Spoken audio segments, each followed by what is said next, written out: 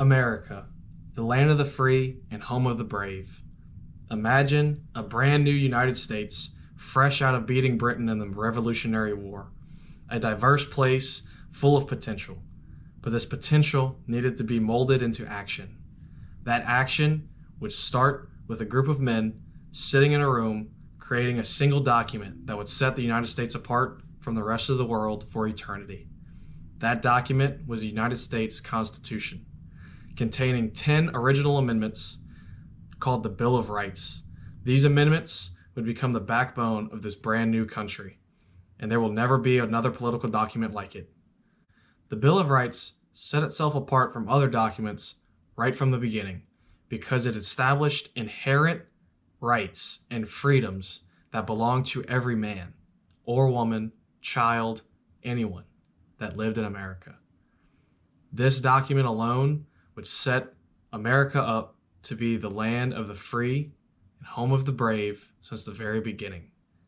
Today, I'm going to explain why the Bill of Rights is the most important political document ever written in history by providing critical background, comparing it to other political documents and beliefs from around the world, and showing why the Bill of Rights has significance in today's modern world.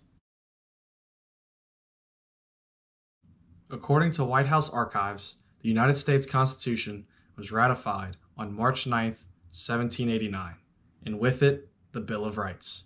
The Constitution was not created and immediately accepted to be the law of the land. 9 of the original 13 colonies, or states, had to accept the document to be the law for it to move forward to encompass the whole country. Many states felt that if they accepted the Constitution, they would be forfeiting too many rights. Many people were still kind of gun shy of this after just coming out from the rule of Britain. They didn't want to create a government that would end up being what they just got out of. The solution was that people would make suggestions and present it to Congress about what they wanted added into the Constitution. James Madison, on behalf of the 13 states, came up with 12 amendments to add into the original Constitution. Congress would go on to accept 10 of these with the backing of the states. And so the Bill of Rights was created from there. But what exactly is included in the Bill of Rights? The First Amendment protects the freedom of speech, assembly, religion, and press. The Second Amendment grants citizens the right to bear arms. The Third Amendment prohibits the government from making citizens house troops. This is a really big deal after the Revolutionary War because as troops moved throughout trying to fight the British, the government would actually make you house troops, or actually in a lot of places house British troops. Even though we were fighting them, they still needed a place to stay, and at the time we were still considered under British rule, and so British troops would stay in people's houses for free and usually not really clean up after themselves. The Fourth Amendment states that a warrant must be obtained to search and seize property. The Fifth Amendment states citizens must have due process for all arrests.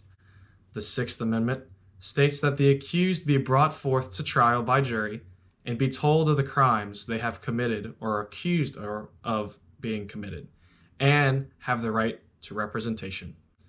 The Seventh Amendment states that civil cases be brought before a jury. The Eighth Amendment protects citizens from excessive bail and cruel and unusual punishment. The Ninth Amendment states the Constitution does not state every single right the citizens have. So the citizens actually have more power than what is just stated in the Constitution throughout the whole thing. The 10th and final amendment of the Bill of Rights assigns all powers not given specifically in the Constitution to the government. All that other power is given to the states and the people. These 10 amendments make up what is fundamentally American. People around the world, when they think of America, think of these 10 amendments and what makes it so special to be American. Many Americans take for granted what is listed in the Bill of Rights. Many places around the world do not give the people the same liberties we have here in America. For example, Amendment number 6, trial by jury, is not existent in South Africa. In South Africa, it is just a judge. That's all it is. If you are accused of a crime, you are brought before a judge and you have to plead your case to him or her, and from there, he or she decides your fate instead of the jury, where you have a better chance of being able to actually prove yourself. And you also don't have the right to representation. So sometimes you're just out there pleading your case if you can't afford a good lawyer. The freedom of expression is also strictly prohibited in many Middle Eastern countries. Women, for example, are forced to have their faces covered at all times while in public and can only wear certain kinds of clothing. In contrast to this, France made it illegal to have religious facial coverings on. So that goes against what we have as freedom of religion. In places like Russia, where communism reigns supreme, people are constantly deprived of human rights because the government refuses to protect it. Here in America, the Bill of Rights protects us from having the government overstep its boundaries because we have the power. We are the ones that actually rule the government. If you look into the Constitution, we have the power. The Bill of Rights protects what Americans view as common sense, but the world sees as luxury. These basic human rights are ruthlessly and continuously violated around the world due to the simple fact that they're not protected. After World War II, the Universal Declaration of Human Rights was created, but this document had a lot of similar points to the Bill of Rights, but didn't have the substance the Bill of Rights has. The Bill of Rights went into detail. It gives you exactly what you need to know. Well, everybody else in the world just kind of pokes around at it and leaves it up to interpretation. That's where the gray area goes. And that's when you give power to the government. And we all know what happens when governments get too much power. The most important part of the Bill of Rights is that it has stood the test of time. It has been over 200 years since the Bill of Rights was authored. And since then, the United States has grown by hundreds of millions of people in 37 states. But what has stayed the same?